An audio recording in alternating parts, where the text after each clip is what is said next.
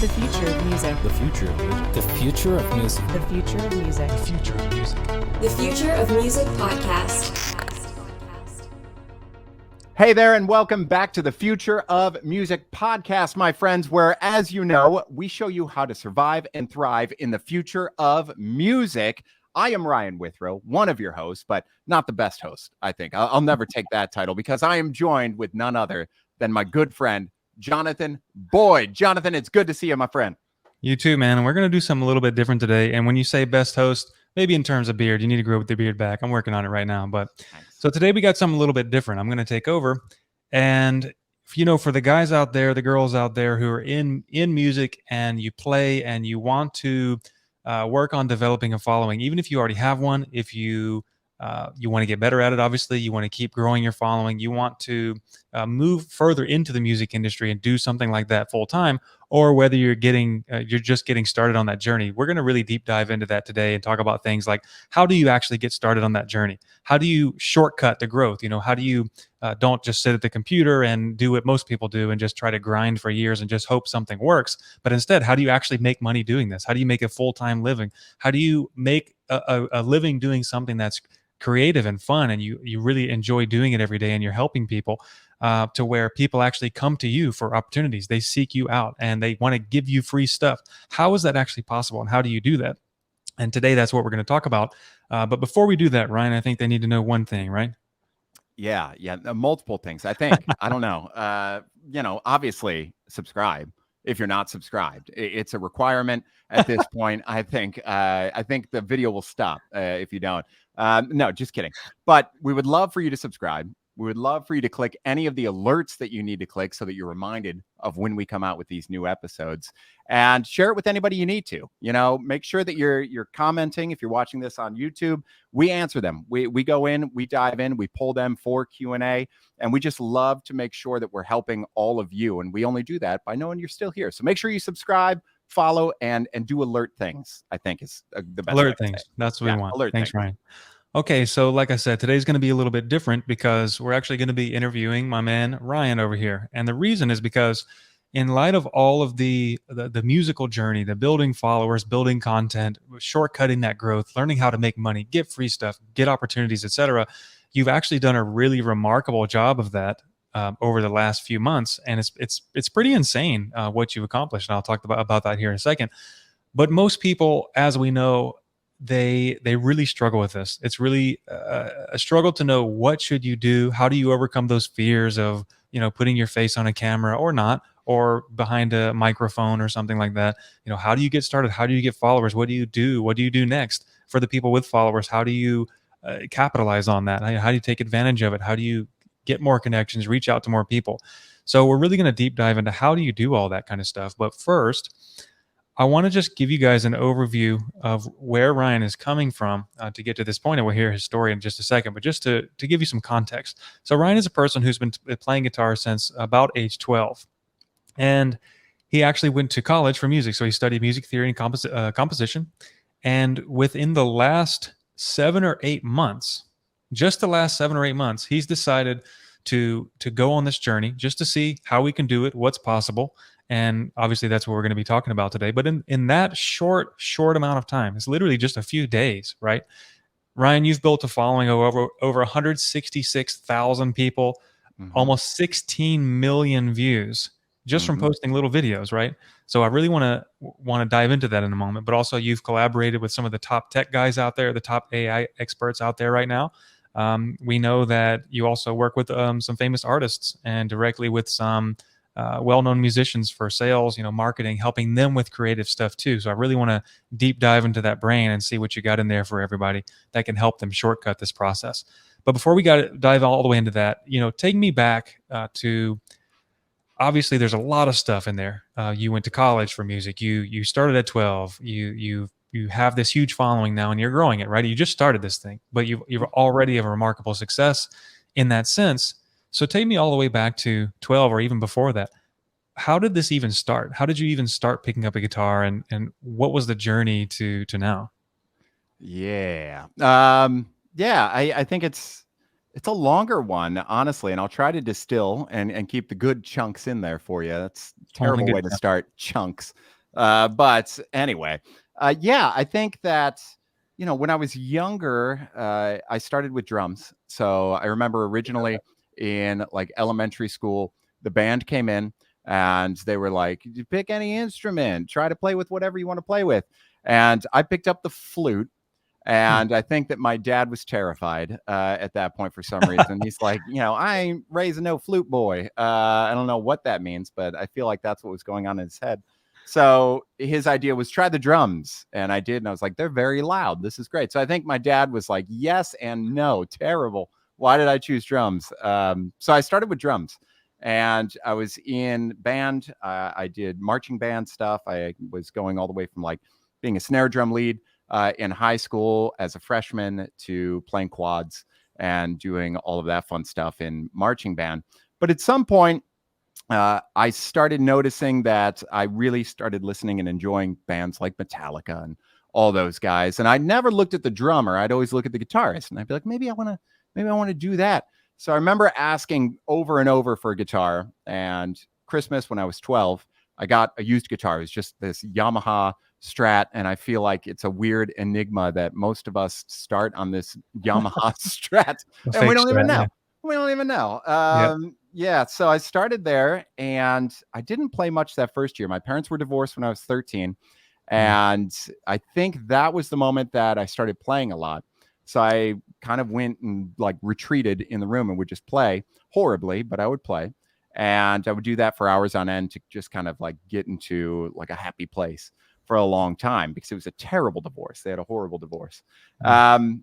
And for me, it was kind of like a really good escape. So I kept playing, kept learning new things. And I mean, all the way through 16, 17, I remember I wore those frets out on the guitar within like 3 years that I played it so much. And it was a Yamaha Strat. So it didn't really have great hardware. And I remember then getting into like Paul Reed Smith and Ibanez and starting to really play a lot and listening to Joe Satriani from my dad's stack of CDs and just like falling in love with Joe Satriani, hence the Joe Satriani autograph behind me, right? And I just loved it. It was really a wonderful way to like connect the creativity and like emotion that was going on. And I feel like a lot of kids miss that opportunity sometimes. I feel like Mm. a lot of kids have this like decision. You have one of two paths when you come from like broken home, right? It's Mhm. like be the same that your parents were and repeat the cycle, or kind of find something else and kind of break the cycle. And I was blessed enough and fortunate enough to like not know that was the decision I was making, but I made the right one. So yeah, through childhood, I was playing a lot. I started playing classical near the end of high school, Classical and guitar or classical music? classical guitar. Yeah, Classical, yeah. okay. Hence the look at it's so gross. The nails. I'm showing Oh, you everybody the still got the nails. nails. Okay, good. I Ryan do. Ryan does his nails, everyone. I do. I do. And there are stories of how they do it in college, which are terrifying. But yeah, so I went and started focusing on classical guitar. And I wanted to go into college for a classical guitar performance. And I thought that was the thing. I thought that was it. So I went one semester, studied, and realized within one semester I hated the idea of going for performance only because I wanted to make my own stuff. Like at the end of the day, 4 years, 5 years into a degree, and I leave and I could play a ton of like Bach, but what am I doing for myself? What did I learn to do for myself? So that's when I switched to music theory and composition and found out that my weird brain is the same weird brain of a lot of composers. So I felt at home as well, being able to do that. So obviously did that journey, taught for many years.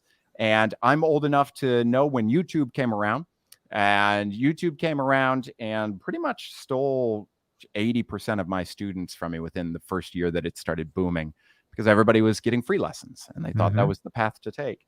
So I had to then get a big boy job and go start working marketing and sales and continue that journey. And I was in that journey for many years, but I continued playing guitar. So fast forward a bit into the later years and what I was doing, I was just sitting at home. Just this is my studio. This is where I practice. This is where I play. I no longer have bands. I've been about that life before. I'm too old. Mhm. My back hurts too much to do it now. So I just every day practice, create, and then save the file and put it away. Right. And it's just every day in my life. There's so many untitled -18449 files in Cubase at this point that I have no idea how my computer can even handle them. But I started noticing all of these shorts. So I started noticing YouTube shorts, the reels on Instagram, and of course TikTok, which was the big new one that was like, it's so easy to get organic growth. Go to TikTok. And I just had this feeling of, all right, you know what? Let's just try it. Why not? I'm already playing. I already have my guitar out every day. I already have the tech hooked up. All I need to do is record it and let me just put a video out. And within the first, I'd say, week, I had like 100 followers. And I remember celebrating that with my wife and being so happy. And then we hit like 1,000 and we were like, holy cow, this is incredible. I remember being at a bar with friends hanging out, and I hit 25,000, and everybody was like, yeah, buy this guy a shot, 25K. And now it's like, now it gets to the point where I'm like, okay, I'm almost at 200,000, I guess. Like, I just wish that would happen already. Like, come on now. So you get a little jaded, but it was this thing that I just decided, you know what? Let me just try it. Let me see what we can do. If it has life, I dedicated myself to 6 months. I said, at the end of 6 months, I don't have anything here. I just quit. I just give it up. No big deal. But if at the end of 6 months, I'm still enjoying it, I think that's the biggest one. It's still fun for me. And I'm helping people and like it's growing and something's happening here, then I keep doing it. And we're 8 months in, man. And it's amazing to think that we're at like 16 million views over all the platforms within just 8 months. And it's been a crazy journey. So there you go. There's the super high level. We could talk for like 8 years on the other stories in there, but we'll start there. 1 year per month. So so that's super interesting. So I want to go to, you said you were going to decide to, or you decided to do this content thing, and you said, well, why not? Well, there's a lot of things we can do every day. You know, we can go play basketball, or we can, you know, go to the bar or whatever it is. And we could say, why not? But there's got to be a reason why you decided to start doing this. What was that? What was that thing that made you want to start this? Yeah, good question. I think it was a couple things, actually. I don't think I could distill it into one thing. I think that me being a follower of so many other people that were already doing it and not looking at them in a sense of I'm better, but looking at them in the sense of that seems kind of easy. Like that doesn't seem hard. It seems like they're not working that hard at it. Maybe it's simple. So being a follower of all of these people, these creators, and really wanting to give it a shot because I thought I potentially had like the personality for it and the energy for it. And then I think that's the other side. A lot of people in my life are very much fans of my energy and like my mood and my excitement and how I speak and how when I literally speak on a stage, I command a stage. And it was one of those moments where I connected the two, right? Sales and marketing being like, I'm on a stage, I command the stage. People listen to me. They pay attention for some reason. I have no idea why, but hey, if I'm blessed with that, let's go for it. And it was kind of like the idea of combining that. I know I have this skill and this passion, which is something I've been making money with, which is sales and marketing. But I have this other passion, which I wish I can make money with. And it's like that could be the thing because that would be the ultimate dream, combining both of those, but this being the leading thing, which is music and expression through music. And I think those two things really, I had everybody always asks, like, what was the goal?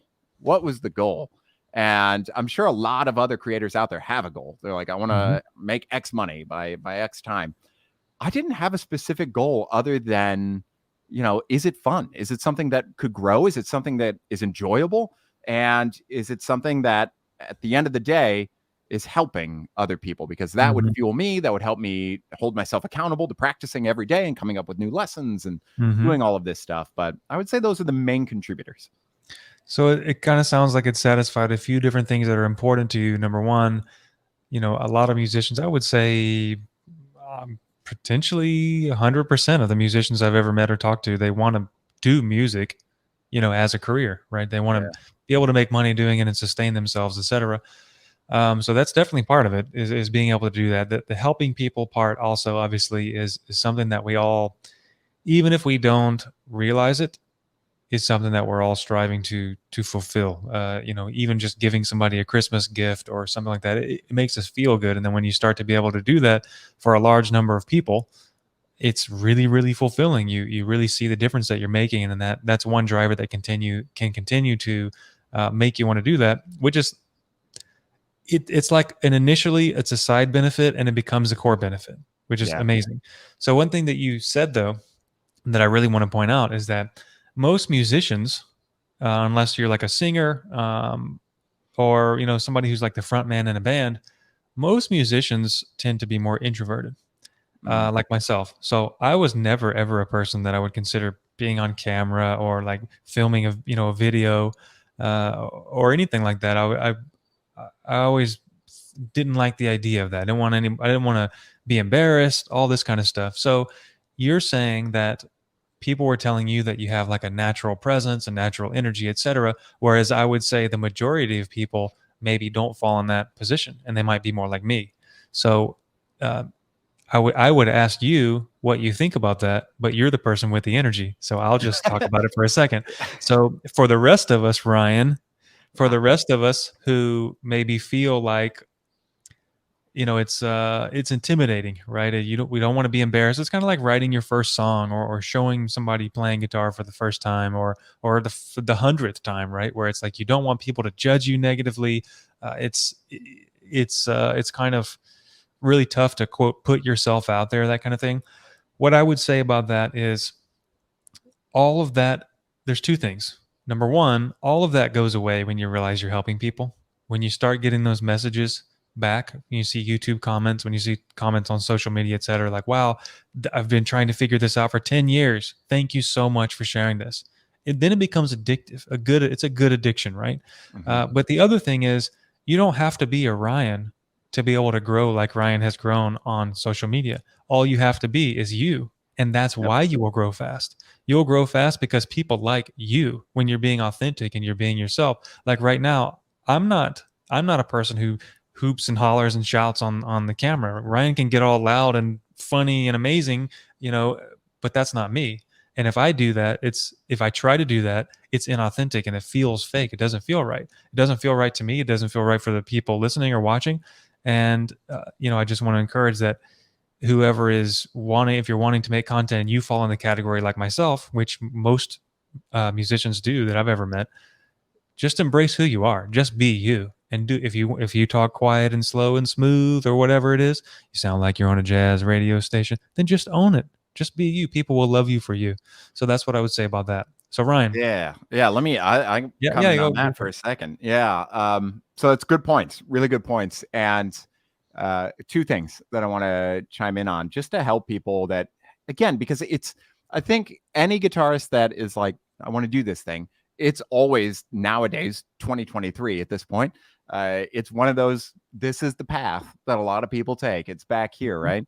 And you could be afraid of that. I would say that when I first started, man, my videos were terrible, dude. Like I've got energy, I've got gusto and enthusiasm, and they were bad. I had people commenting on something literally you just mentioned. They were like, stop being like this guy. Yeah. So they would comment other creators that were similar to how I was coming off.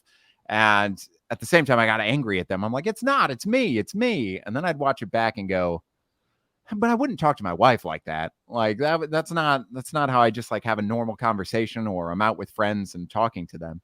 Yeah. So I think you learn along the way. So I think there's this element of my wife has this saying for call center work, which is the first call is the worst call. And then it just gets better from there. So for me, it's understanding that if you want to try it and you're still scared, just bite the bullet. Yeah, understand that it's not going to be great at first. It's what Mr. Beast says, do 50 videos on YouTube, long form, in your first year, knowing that none of them will get any views, but you'll get better, which is a really funny way to think about it. Outside of that, I think the fear of people's reactions, it's a legitimate fear. I'm not going to sugarcoat it. There were times in like month 3 or 4 where I was super depressed. And because there are some people out there that are not kind. And, I never hope harm on any of them. I'm always like, I hope these people could come from a better place or find a better place. Because, man, to get online and tell somebody to kill themselves, which is literally what I faced multiple times a day, is like, there's something that, like, I hope you find love, man. Like, you gotta have a healed heart for that stuff. But it's there. But just like you said, even though that stuff was happening, I started noticing all of these people coming up and being like, dude, I've been following every video. I've grown so much more in 6 months watching you than I have in years. And I love you. I love your videos. This is great. I'm sharing it with everybody. Thanks so much. And that starts filling it up. And that starts having your focus of like, this is what I'm going to do it for. I'm not doing it for the other ones. I'm not even going to pay attention to those. I'm going to pay attention to these. Exactly. So if you think about it, here's a couple of things to think about. Number one, statistics. If you look up the statistics of mentally insane people in any country, there's always going to be a percentage of people that are mentally insane, right? So it's just a fact that exists. And some of those people statistically are going to be on the internet and they're going to comment on your stuff. So if you're wanting to, if you already are creating stuff, you've probably seen this before. But if you haven't, I just want to encourage you just to try to ignore that as much as possible. It's easy to say that it's just noise, and it really does feel bad when you see that. But if you think about that statistically, there are going to be people who really are just kind of insane. They don't really know what they're talking about, and they just want to harm people. You have to realize that it's not about you. They're actually not posting about you. That's a problem with them. They have an issue, right? So that's good. It's like, man, that's not good. I don't like to see that. So let's put out more love out there, right? Let's do better content. Let's get better. For me, in the beginning, I used to, obviously, it's never fun to see negative comments about yourself. In fact, one guy literally said he was going to find out something like he was going to steal my wallet, like beat me up and steal my wallet, find out where I live so he can go to my house and beat me up again. Like, who says that? Also, what kind of plot is that? You have all the time to think of a plot, and that's what you get, man. That's I don't know. Yeah. Well, anyway, they're out there, man. The crazies are out there. But anyway, I use that now as fuel to just get better, to put out better content, to put out more helpful things, just help people even more because of that, right? So the second thing I was going to say, actually, there was three things. So the second thing is, I think it was Stephen King, maybe the writer, who used to say, like, write for the trash can. And what he means was, when you first get started writing, you just write stuff just for the practice of doing it. Just write it. Nobody has to see it. Just ball it up, throw it in the trash can, right? Maybe you won't do that in terms of you won't throw it away. Probably some of your early stuff is going to be really good for a lot of people. And you'll get more polished as you go along. The third thing that I was going to say, which is, I think, a really helpful way for me to look at this, if you think about anything you do in life, like tying your shoes, for example, everybody who's an adult knows how to tie their shoes. It's so easy, you don't even think about it. You can have a conversation with somebody while you're sitting there tying your shoes, right? But in the very beginning, it was impossible because you don't know how to do it. And you're fumbling around. You couldn't figure out how to loop the bunny ear thing or which way to pull it or however it was, right? It's kind of like nerve-wracking. It's kind of annoying. But if you think about it, anything that you learn in life, you have to go through that same process. It's called a learning curve. And doing content, or getting on a video, or being on a video, or writing, or playing guitar, playing any instrument, it's all the same thing. It's a learning curve. So knowing that, then you should expect that in the beginning, there's a lot of stuff to learn. So who cares if it's not perfect? It's not possible to be perfect in the beginning. So who cares? Just have fun and focus on providing value, and you'll get better and better and better and better. And the people who you help will tell you, and that will fuel you to not only know what to create more of, but also it will show you that you're genuinely helping people, and it will drive you to want to keep going. So on that note, I have a question for you, Ryan. A couple of questions about in this journey as you are doing this. I'm sure, some folks are going to be wondering a few things. For example, how do you have time to do this? Like most people, if they're working a job or if they are a full-time musician, how do you have time to actually create this stuff? And how do you know what you're going to do when you sit down and record a video? Yeah, it's a good question, because if you can figure out where I find the time, that'd be great. That'd be really wonderful. I get mine at Walmart. Yeah.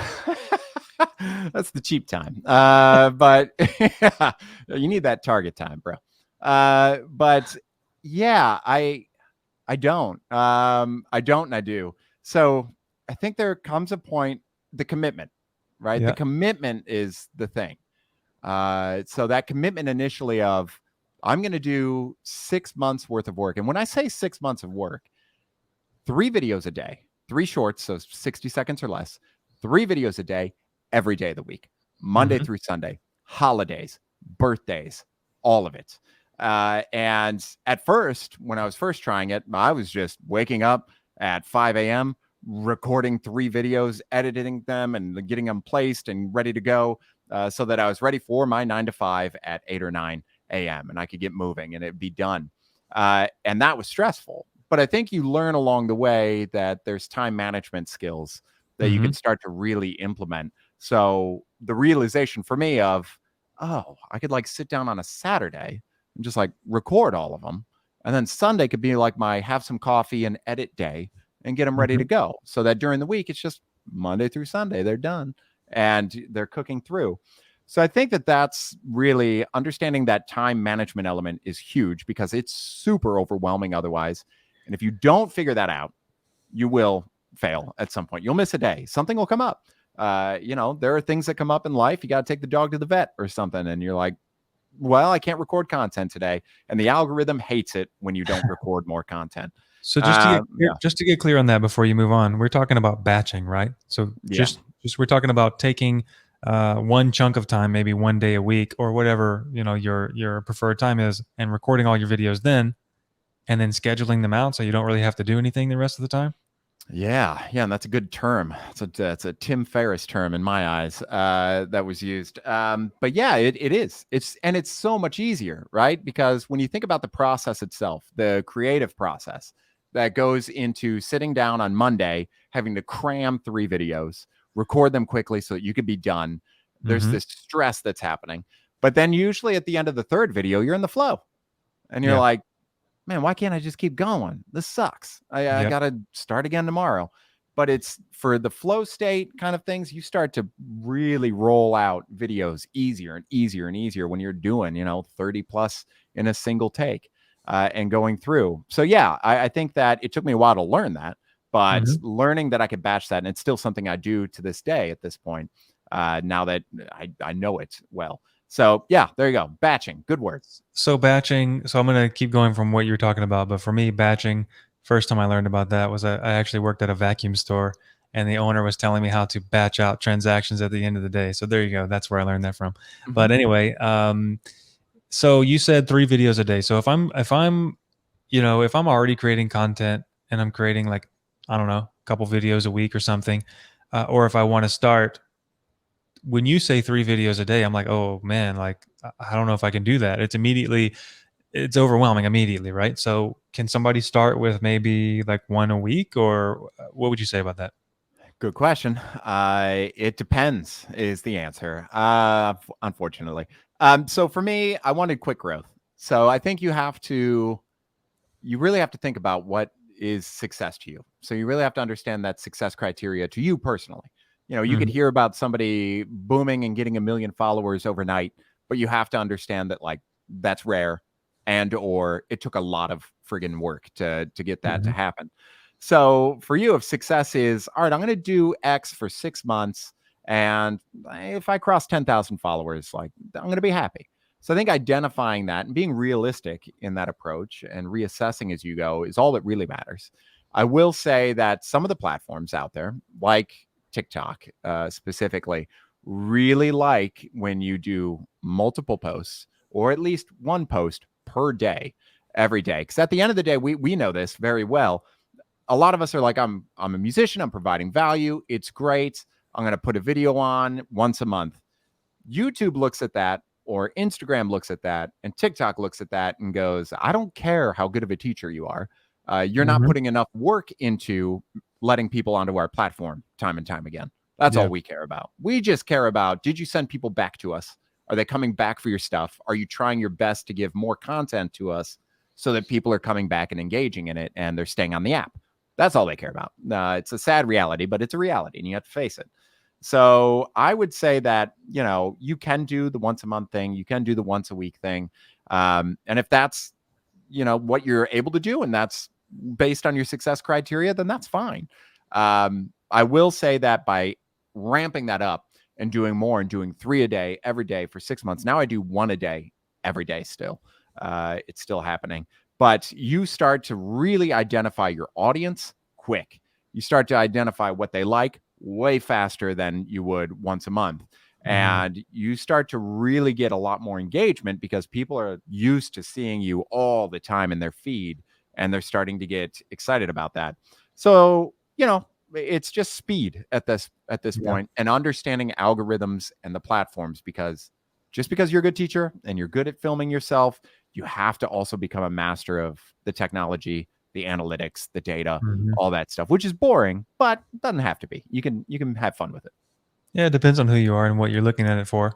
So that's really interesting, and I think it brings up a few good points, which is number one, you said the platform. You need to feed the platform. You need to figure out, it's really important to know how the platform works and what does it want, and you need to feed it, right? Like you said, you don't have to be an amazing teacher or whatever it is that you are, creating videos about. It doesn't matter in the platform's eyes as long as they get more of what they want. So you definitely have to cater to that. I think that can actually take a little bit of pressure off when it comes to not putting so much pressure on yourself about trying to make videos perfect, because it doesn't really matter. And especially these days, a lot of people like more raw, unedited videos that are just real people, right? It's just you. But the other thing is, what do I actually create? Like if I'm sitting down, I think the lower frequency of output. So if you want to get started and you want to do maybe one video a month, that's probably not enough, honestly. But one video a week, maybe just to get started, just to get your feet wet and get some repetitions in, that would be good. It's like warming up, right?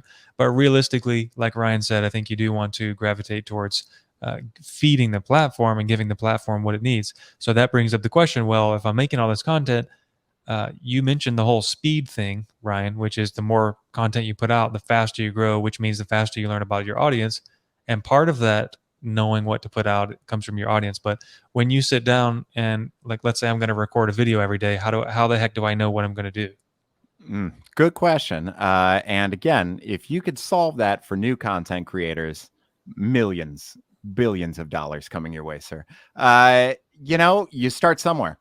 That's it. So when I first started, I think one of my first videos was chord extensions. And for anybody that's not a guitarist, it's just adding notes to chords, right? And making them sound different. It was just chord extensions, and it didn't do well. So I was like, okay, well, maybe a solo focused thing. Let's try that.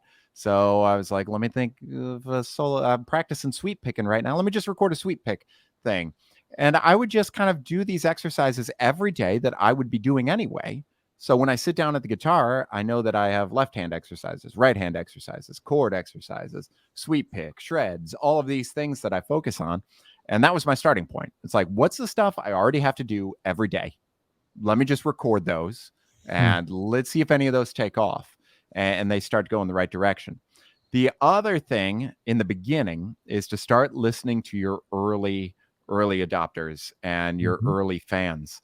You would be amazed at how quick, first of all, how quick they'll reply to an outreach that you put out to the audience, but also how loved they all feel to be like, oh my gosh, I asked a question and the content creator created something based on my question and posted my question up here and my name is on it. So engaging with them. So I started with just, what do I do every day? Let me start those. I started getting feedback, not only just in the data, but mostly people saying like, love this. I have a question about this. Okay, boom, there's a video idea. Love that. I have a question about this. This didn't answer this. And I just started pulling all the video ideas from them and going from there. I'd also make videos that were specifically me saying, hey, the call to action, right? Hey, how do I, understanding how do I ask the question and what time do I ask the question to start getting ideas. So posting specific videos that are like, hey, if you have something I haven't addressed that you want me to do a video on, let me know. Post it in the comments. I'll tag you personally. We'll be able to interact. As you grow and as you start getting more followers and more data, your data starts being what guides you and directs you. You could still interact with people and you could still do videos for them, But now when I go to YouTube and I look at the research tabs in YouTube, I could see my top 30 searches that my audience is also searching for. So at the beginning of the week, I'm going there for YouTube stuff. And I'm seeing, okay, they love the 7-string. Oh, another 7-string, more 7-string. So a lot of 7-string guitar stuff this week coming, and specific questions and asks. I'll do the same for TikTok, for Instagram, and I'll kind of combine all the ideas and go through there. But at first, I think it's just putting something out there to start seeing, is something liked more than other things, knowing that you may get 5 views on something, you may get 5,000. It's just part of the game.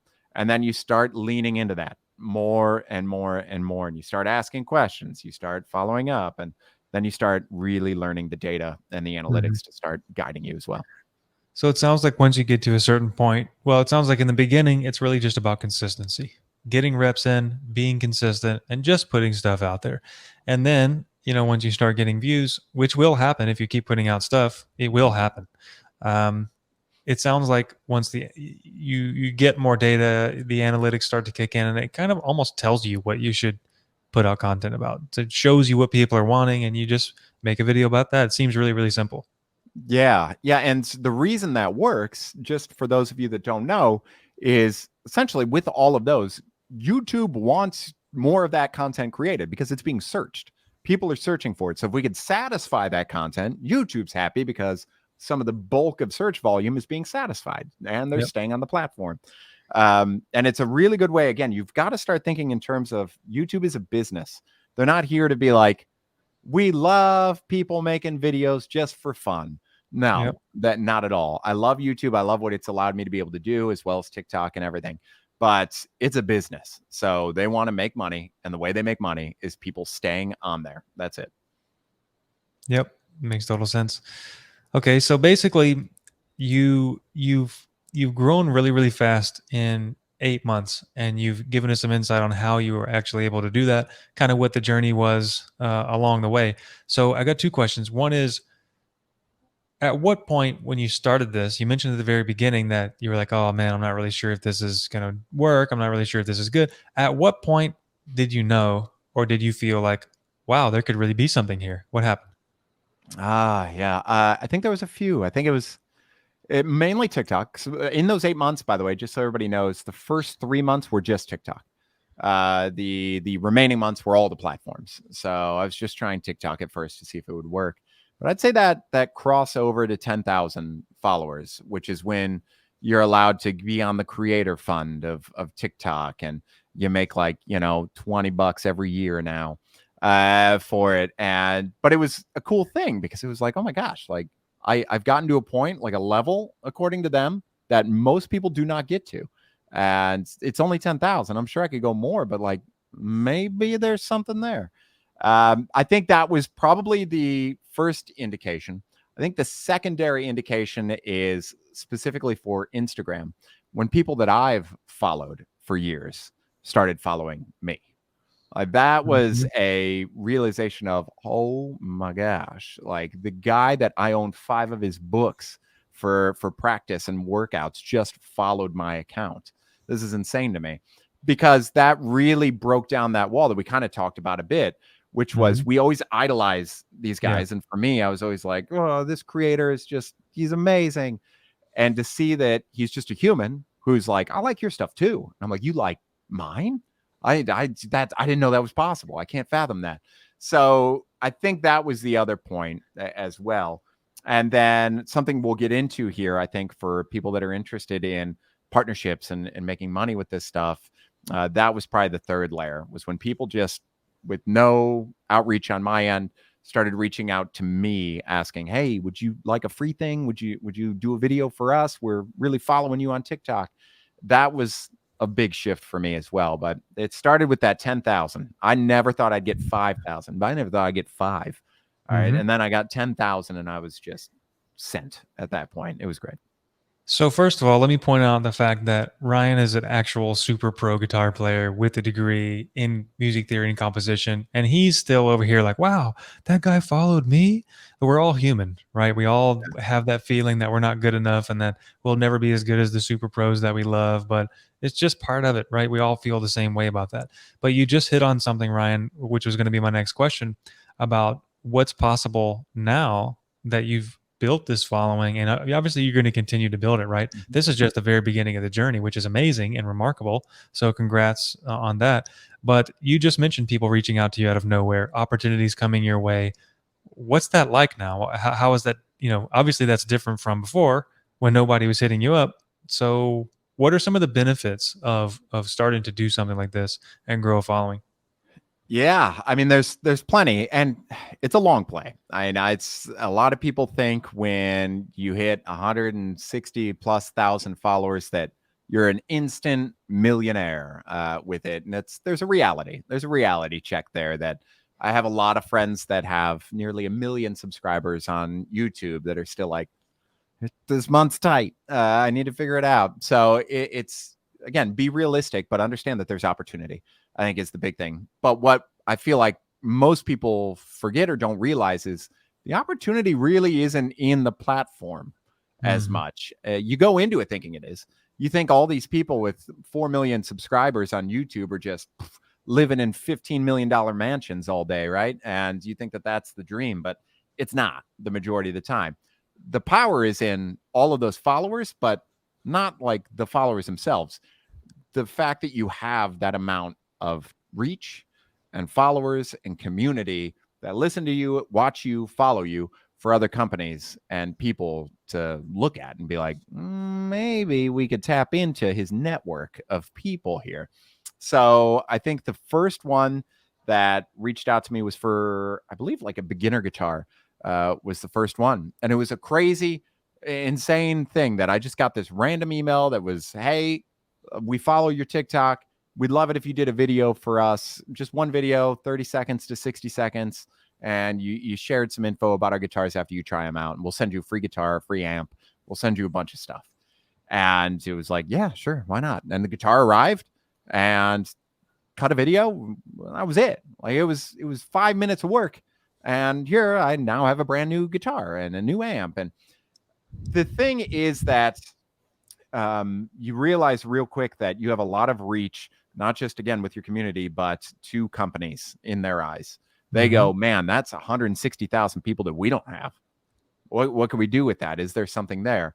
I will also say that I turn down opportunities too, because you have to be careful. You can't become an advertisement for all those followers who have always followed you for value unless you have valuable stuff. So that guitar, I tried it out for a week before I recorded just because I didn't want to be like, get this guitar and have it break in half as they grabbed it. Right. Um, and it's just, I think you have to become somewhat of a business person through the process. And, Rodem and all of Brock and all of our other guests have mentioned this idea of understanding that you become a business. You're not just a musician, you're a business. So thinking of things like, how do people reach out? That's one big thing. Like, I need to give them a link to click and fill out a form, and then it sends to me and go from there. But a lot of people don't realize you need that stuff. Mhm. But yeah, right now it's at a point where I'd say every week I am getting hit with 1 to 3 partnership opportunity questions and asks. I've turned down a few for sure, just because of financial or because I didn't resonate with it as well. But it's a wonderful thing to sit down in your seat and just be like, oh, well, yeah, it's 3 people reached out because they found me on TikTok. What do you know? And you get free stuff and you get money sometimes. Like sometimes people just want to do a value exchange. If the product is good enough, I'm into it. Sometimes people are like, we'll give you X cash. Just do a video. There you go. And then the other time there's that hybrid, right? We're going to give you a free thing and some cash. So there you go. Do that for us. But it's easy work once you're in the flow. Once you're Mhm. at this amount of videos that I've done, it's not hard work to sit down for 10 minutes and be like, here's this thing. Cool. I demoed it. And then it's yours. You have it. Yeah, it's pretty amazing. So you talked about this, but really we go into it thinking that the value is going to be in building the followers and being on YouTube or TikTok or whatever platform it is. and having all these followers, but it's not. It's actually what that thing can bring you, what those Hmm. followers can bring you. So you essentially become a celebrity in a small way, just like you see the movie stars on TV, where they sell, I don't know, Tom Cruise sunglasses or whatever it is. The companies tap into the celebrities. We see the credit card commercials all the time, with celebrities on. There's a reason why they do that. It's because the celebrities have done the work to become great actors, to be in movies that a lot of people want to watch, and they love these people. And then the companies will pursue you. Companies will seek you out, and just like Ryan talked about, which is it's pretty amazing and pretty remarkable. And it's amazing what kind of doors that can open up, and what kind of people that you can meet that you couldn't otherwise meet. Yeah. So Yeah, I yeah, think go ahead. so. Just a couple things there, and it's only starting. Like at this point, I think I got my first outreach at like probably 50,000, 60,000 followers, and it just continues, and it gets better and better and better. And before you know it, you get more expensive things, sponsorships, all that stuff. But at the other note too, one thing to be anticipating as you grow that, John, I think you have experienced as well. I was at a concert this past Friday. I was at Mhm. Dream Theater, of course, because John Petrucci nerd until the day I die. And I was there just with my wife in the third row, envious of the people that scored the seats in the front row first before me. And I was just talking, hanging out, being loud as I always am. I'm never quiet. And I had somebody in the front row turn around, and he just went, "I like your TikTok." And I was like, oh man, this is kind of weird. Like I've never met one in the wild. Like I've never seen them out in the wild. And then before I knew it, two other people like turned, and they Wow. were like, "That's where I know this guy." So it's a funny thing that you start to see, not only the partnerships, the monetization, but you start like seeing the people that you impact. And I think that just is like the most mind-blowing thing, to have real human beings like identify you, but also turn around and be like, "Thank you. It's good stuff. It's really great." So that's where I hit that this last week. So that's the next achievement level right there. There you go. You level up again. Yeah. So speaking of leveling up, let's talk about where things are going to go from here. So you said you were at the beginning, you were around for the beginning of YouTube, right? And we've been through some changes. So you were actually teaching guitar students at that time in person. And you Hmm. said YouTube came along and stole about 80% of your students. That's a big change, right? If that Yeah. happened to any business, you would be out of business Yep. really fast. So nowadays, since the beginning of YouTube, of course, we had things like MySpace and then Facebook and then all these different platforms. And now the big thing is, TikTok is the newer one. And obviously, a lot of music people, guitar people, et cetera, are on YouTube. What's going to happen next? I mean, where does this go? Are you going to be able to continue to build followings on TikTok forever? Or, I mean, have you thought about this over the next, 2 to 3 years? What's the plan there? Yeah. I think that for me, this journey and this process, this short journey thus far, has taught me one key thing, and that is to always stay like present with what's happening, right? And aware of what's happening, what's coming out, what's growing next. Because when we go back and we backtrack to, I remember when YouTube came out and stole all of my students. That's the way I always said it for years. Mm-hmm. Instead of realizing I should have been like, then I should do this YouTube thing. I should Mm, try it. And imagining the moment that if I would have been an early adopter of YouTube doing lessons, instead of looking at it and being like, "You son of a," no, instead of yep. looking at it that way, going like, "This is a new thing. It's clearly taking off. So I should pay attention to it. Let's figure it out." If I would have done that, I would have been in a crazy place right now. Crazy place. So realizing that that's always going to happen. TikTok, it's where my biggest following is. I'm about to hit over 100K on there alone. And all of these conversations that are happening of them banning, I think they're Mhm. already banned in a couple states. Yep. So realizing how grateful I am for not sticking just on that platform, but also putting it on Facebook, Instagram, and YouTube so that I can grow followings in other places, not putting all the eggs in one basket, so to speak. Mm-hmm. That was huge, but really shows you how uh, quickly it could all be just gone, all that work. So you just have to be aware and willing to lean in and test the new stuff as it comes and really embrace and start from zero. Because actually, when you start from zero on a new platform that's growing, chances are organic growth is going to be massive when it's Mhm. early. So I think it's just accepting that in 10 years, those 160,000 people, they won't probably be on any of the platforms. They'll be on whatever's next. So understanding that that's going to happen and not being Mhm. upset by it, but understanding that you just have to stay paying attention and you have to keep trying and growing and doing new things and putting yourself out there in new ways. But you don't have to do so. One big note, starting from scratch. So we talked about time management. The Mhm. other thing is making sure that you're organized in all of your content creation. Right now, in one of my tabs at any given time, I have every single video, every single description, every day stamp, like the actual day it was posted, time it was posted for all of the videos I've done. And I'm at about 600 separate videos right now. Sheesh. But what happens if all the platforms die that I'm on and a new one pops up? Hmm. I've got 600 that none of them have seen. So it's like I'm organized. I'm prepared, is what I'm saying. I'm prepared for like, all right, we got to do the 3 a day again to get it moving and build it. But I've got an arsenal of content that we could repurpose and reuse. It's being smart. It's being business Yeah. focused in that process. But yeah, just being willing to adopt the new stuff as it comes out and test it, and not shying away from it like we used to back in the day of Mhm. being like, no, I'm not going to be on that dang Instagram. And then, MySpace disappeared. Yeah. And then that's where you're at. But yeah, just being willing to just go for it and try the new places. Yeah, I think you said something extremely important that most people wouldn't think about, which is the platforms themselves, you don't own them, you can't control them. So if they go out of business, which they do and they can, if they take all your stuff with it, you're screwed.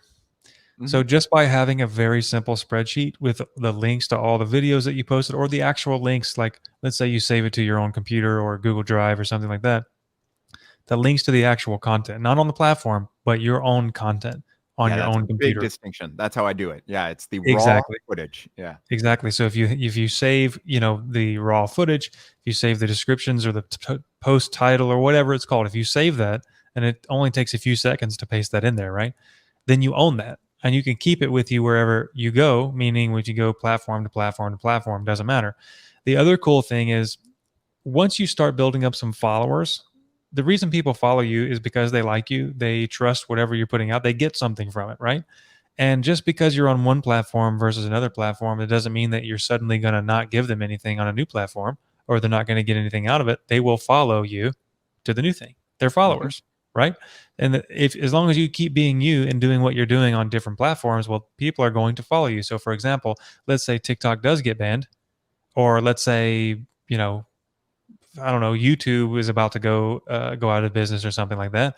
Well, you can literally make a YouTube video before they shut down and say, "Hey, look, I'm going over to this new platform. Here's how to go follow me over there." They'll all just go over there. Boom, instant followers, right? Not Mhm. everybody will do it, but it's an easy way to not start from scratch. You compound what you build over time. So it sounds like also you're saying that platforms are going to continue to change. That's something Yeah. that is going to keep happening. There's going to be a new thing. Maybe it's, you know, I don't know. TikTok was the latest one. Maybe there's another one after that, another one after that, another one after that. I think one of the really important takeaways uh, is that what's not going to change is that humans have gathered. We've gathered together and over common interests in places for hundreds of thousands of years. That's not going to change.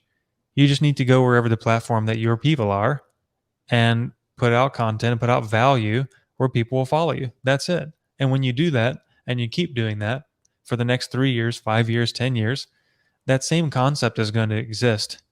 It's just going to exist in different forms or on different platforms. But as long as you understand the process behind that, you can keep thriving, right? And you get all the benefits that Ryan was talking about from building those followers, from providing that value, from people reaching out to you for opportunities, et cetera. It just only grows and grows and grows from there. Yeah. Yeah, absolutely. And I think also starting to know that is it going to change in the years to come? Yeah, Mhm. absolutely. Is it going to change tomorrow as well? Absolutely. So realizing that you always have to stay fresh. I mean, I am, approaching 40 years old at this point, Matt, and I don't understand how people watch my videos sometimes. Like realizing that you have to cater to what works, and you have to make those changes. You can't be stubborn, I guess, is the other side of it, right? Don't be stubborn. Realize that you're not the one watching your video. Yeah. Like, you're not making it for you. You're making it for other people. So having to zoom every 2 to 3 seconds into your eyes and do funny cuts and like flip your camera, because people have crazy amounts of like ADD online right now, including me. But really just realizing that you have to cater, and it will change daily. I can tell you right now that I have a video. I know I have 1 million views on one video. If I were to post that same video, and I think it's from like 6 months ago, on the same platform, same description, same time, same day of the week right now, the performance would not be the same, because I was going based on algorithm changes, performance changes, and everything 6 months ago. In 6 months, drastic changes and difference. So it's just, I don't know, being willing to put in the work and educate yourself. I also, the only people I follow on social outside of some of my idols that are on there are business people on TikTok, on Instagram, on Facebook, on YouTube, that specialize in algorithms and reach and building followings, because their small tips are the reason I think I did so well in understanding what works in the algorithm. I'm like 40 years old. I have no idea. TikTok? What are you talking about? I have no idea. I think at the moment I turn 40, it just disables my account. I think that it's like, you're not allowed on the platform, nobody over the age of 40.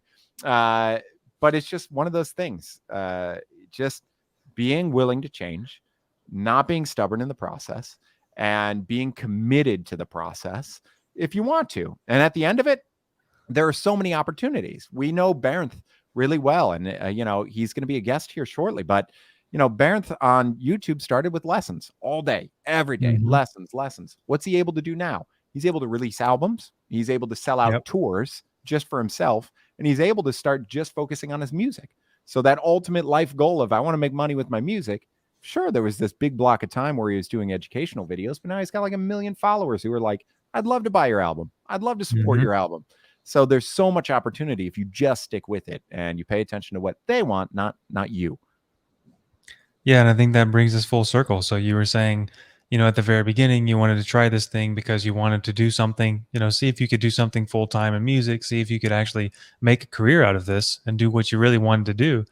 And the journey that you just took us on showed us exactly how you can do that. And now, capping off with the example that you just used, it can literally allow you to do those things that you always wanted to do, to not only be able to have the funds, to have the money to create albums, to go on tour, to do whatever it is that you want to do. You also have a fan base and people that love you, that will buy the stuff and that will show up at the shows and just love it. They love you for it. Right. Yeah. So yeah, I mean, Ryan, thank you so much for sharing with us the journey of how that happened and really diving deep on what are those things that you wouldn't have known otherwise if you were going out there to try to create content. Somebody who's getting started or already has been started but wants to grow this.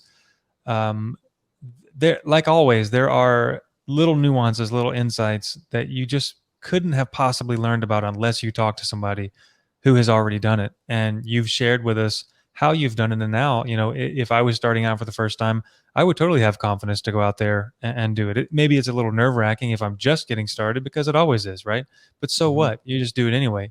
And I think if we follow the steps that you just laid out for us, it's really, really easy to see how you can start growing that following, getting those benefits that we talked about, having people reach out to you, have people to, release your albums to, if you want to record music, or if you, like Barenth, for example, that you just mentioned, if you have shows, have somebody come out to your shows. It's just a vehicle basically to make your dreams come true, in a way, your musical dreams come true. So thank you again for sharing that. So if, we've been talking about your following and all that, where can people actually find you?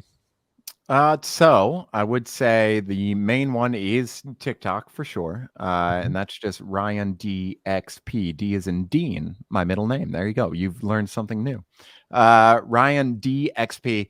If you want to do the YouTube as well, it's just Ryan DXP on YouTube. But yeah, I think that just the last thing just to add on top of what you said is that it's always going to change. We talk about the future of music all the time, right? What's happening now what's going to happen in the future. And as long as you understand that if you just take those people that you're accumulating through whatever happens in the future, you're golden. That's it. And yeah, it's all about that wonderful moment when somebody hits you up and is like, dude, I can't even believe I learned this thing. Like, you changed my life. And that's what you do it for. So get a couple of those in your back pocket. Be nervous at first, get it done, get those over with. But get a couple of those in the back pocket and you'll start firing off and getting new videos and new ideas and moving on it. But yeah, thanks for having me. I enjoyed the chat, man. Of course, it was great, man. And I would say, as a last question, if you had to give somebody who's wanting to go down this journey one main piece of advice, what would that be? It's hard to distill. One piece of advice. I think I've already said it, honestly. If you're wanting to do something like this and it's been a dream, but you're like, I'd say the majority of people, we even know Dan, our really good friend Dan, who's starting on the journey of content creation, right? Incredible guitarist, incredible musician, incredible teacher, to where I'm like, you're not doing it already? And he's like, no. And I'm like, why? He's like, well, I don't know if I'm going to be good. I don't know if people will actually watch it. I don't know. I think the biggest piece of advice is screw the fear. Like, forget about it. Just lean in and just do it. Like, rip the Band-Aid. You'll really feel better for it. And what's the difference going to be if you start now and you start doing something once a week? And in 3 months, when you would have started, how much further are you going to be in the understanding? How much better are you going to be? So if it's something that you've always been like, I want to do it, I should test it. Educate yourself, start following some of those key people on the platforms, start following people like Mr. Beast. I know he's this big character that everybody's like, Mr. Beast, but he's a smart dude and knows what he's doing. So like, follow the right people, read the right stuff, but more than anything, just rip the Band-Aid, just do it. And biggest recommendation would be save video one, do video one, go through X amount of months, and then watch that most recent video you did like 3 months in, 4 months in, and then watch the first one.